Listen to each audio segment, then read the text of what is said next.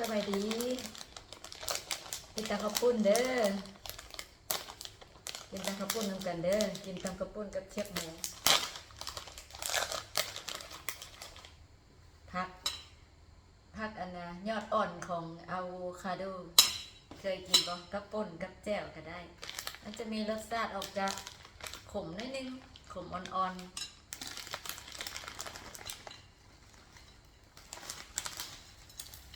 อารมณ์บริสุทธิ์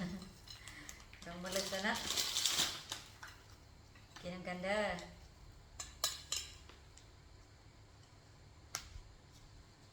มีใบนางเลิศแล้วก็ใบอะนะอะโวคาโดใบอ่อนอะโวคาโด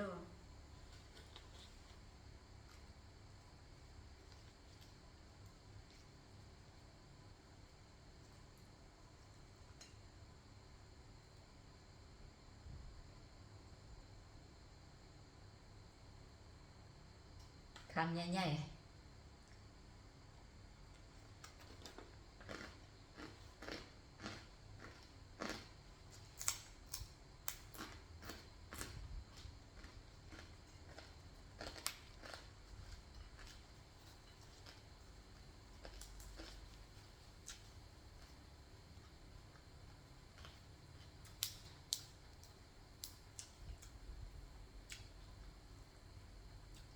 เข้ากันดีได้คุณเจ้า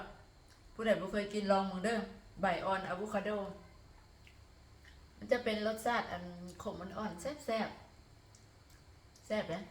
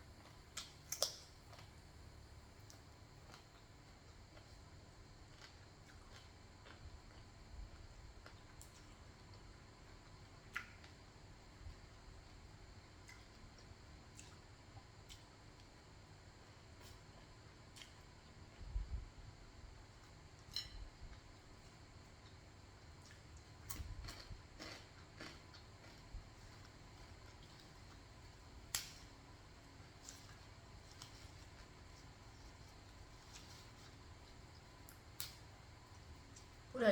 บ่ทันเคยลองเลยลองมึงเด้อยอดอ่อนอะโวคาโดครับใบนางเลิศกินกับจำส้มแซ่บคุณเจ้า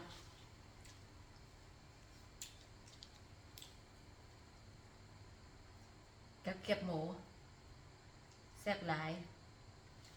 วันนี้นั่งลงพื้นเลยกิน